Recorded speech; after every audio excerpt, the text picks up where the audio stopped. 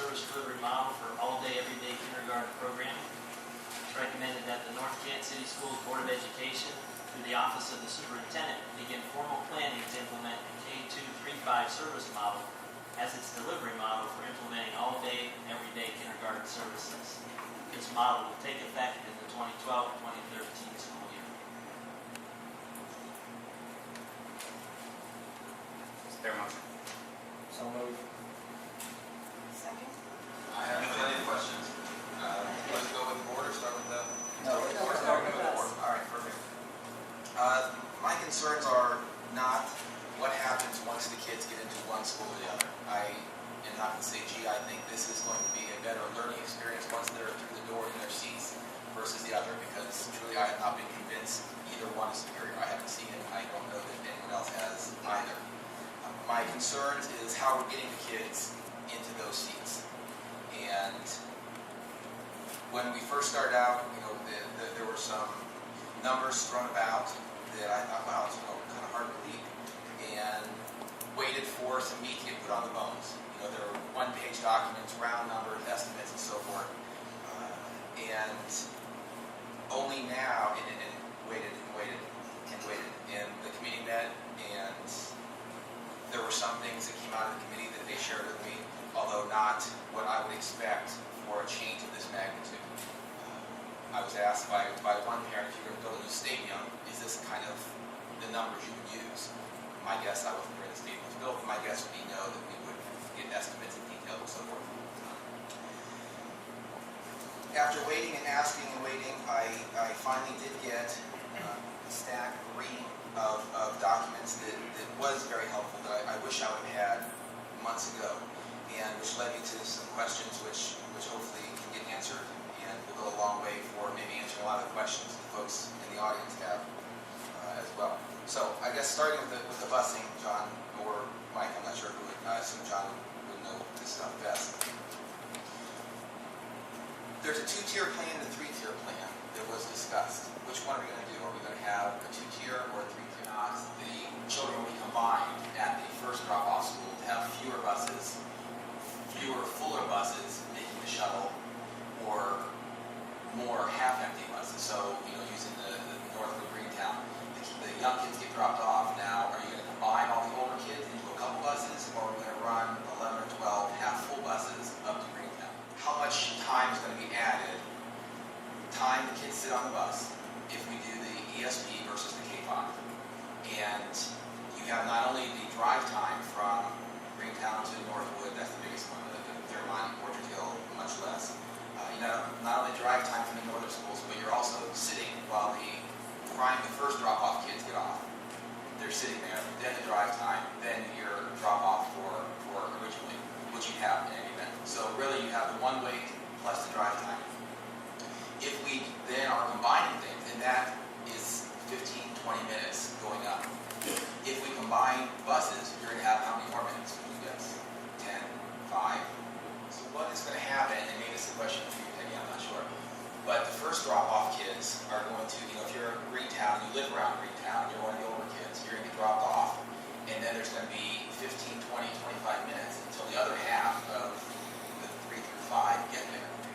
So for that 20, 25 minutes, are the local kids, are they going to start teaching? Are we going to put them in a separate class so they can start? We're not going to start without. The number for the Claremont Orchard Hill shuttle is not in here. Or else I'm going to show me where I'm making a mistake. But I estimate that as another ballpark at $30,000 using the same mileage, the $250 per mile, and the same rough routing as far as the Orchard Hills would drop off at Claremont, assuming everybody has to back the bus garage and so forth.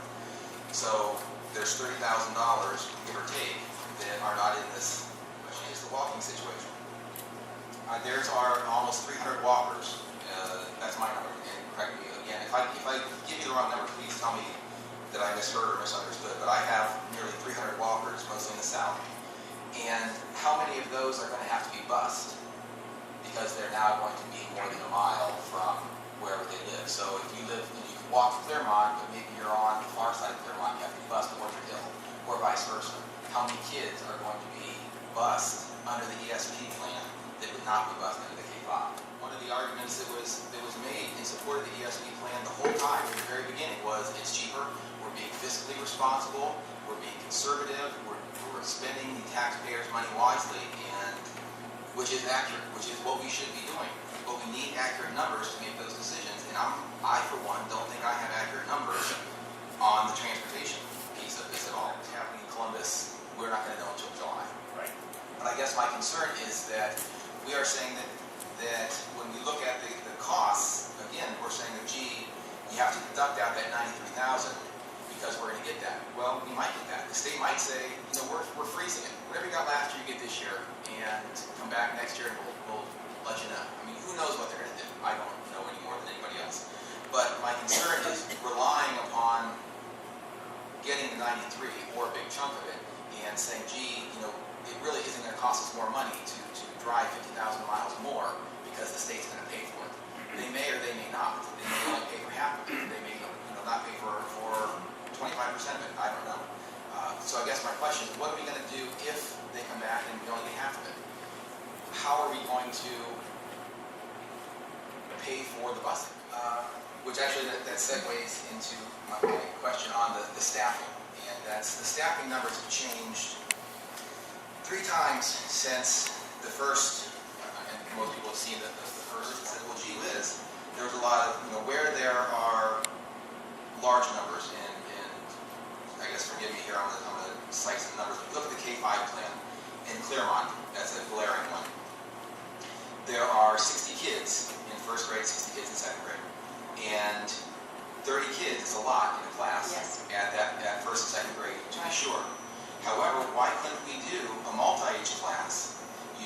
And you'd spread that out, you'd use 2 first grades, 2 second grades, and 1 multi-age, and you'd come up with 25 or so kids in the class.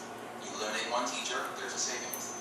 You can do the same thing at Orchard Hill, not comparing apples to apples. We're saying for ESP, we can have 1 set, for K-5, we have a different set, and therefore that's why there's 7 more teachers needed. And that's where the expense is those 7 teachers, because you don't need them if you're willing to implement multi-age in Orchard Hill and Claremont and expand the multi-age by 1 class in Greentown. And there's a couple places where you might have 1 more kid under the K-5 plan. Then you get down to the exact same number, and maybe even 1 less, than what you have under the ESP. And I, for one, would rather my kid be in a class of 28 than be on the bus for 2 hours every week. And there's classroom added and subtracted. When there's a shuttle service for Claremont and Orchard Hill isn't accounted for. When there's walkers, the cost of that's not accounted for. When we're assuming that there's going to be other costs that are in 1 plan and not the other plan, one cannot help but see that there's a preference of 1 plan over the other. We'll have the budget will be done June 30th or thereabouts. We'll know how much we're getting from the state. It'll give John an opportunity to see how much the cost will be for the shuttle service from Orchard Hill to Claremont. It'll give John a chance to figure out the costs that we're going to pay for walkers. It'll give us all a chance to see what the bus rides will be at 45 minutes if there's going to be a shuttle on top of that. I would also like Peggy or someone to look at the charts and apply the same standards to both. If we're going to use a number of 25, then we use it, and if it goes to 26, then we split. We do the same on the ESP as what we do on the K-5, and make a good faith effort to explore the idea of multi-age in Claremont and Orchard Hill. Because if we split out the numbers that are too big in the ESP plan, and we make generous use of the multi-age, the numbers get very close. If you grow the ESP teacher count by 2, and you can reduce the K-5 count dramatically by 5 or 6, then you're looking at 1 or 2 teachers being added. And if we have a true cost of what transportation is, it very well may be a wash. And then we'll look at what's the best educational experience minus the money. And if we look at that, then that is an issue that we really haven't discussed at length. So I would ask my motion is to table this to our July meeting. Is there a second? Second. Is there a second? I'll second. Good discussion. Do we believe that these numbers are going to change between now and July? Well, No.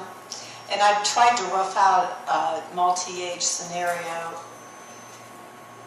It doesn't change. Very quickly, obviously. It does change. And it doesn't take a curriculum director. I mean, it's simple math. If you can reduce teachers, if you go to multi-age, where there are bubbles, you can reduce teachers. John's numbers will change because there is no cost for shuttle services built in. There's going to be $30,000 for that. There's going to be costs for walkers. There's going to be additional costs because the bus trips used were the bus trips we use now, not the number of buses that we're going to be using when this is implemented. That's going to increase it again. The numbers will change, and I would like to see the numbers and how they truly are before I vote. And I think we all should see that. Roll call? Or is there a, at this point, do we have a vote, or do we? Well, we have to do, but I don't think. Are we done discussing it? The motion. The motion to table? Right. Any other discussion?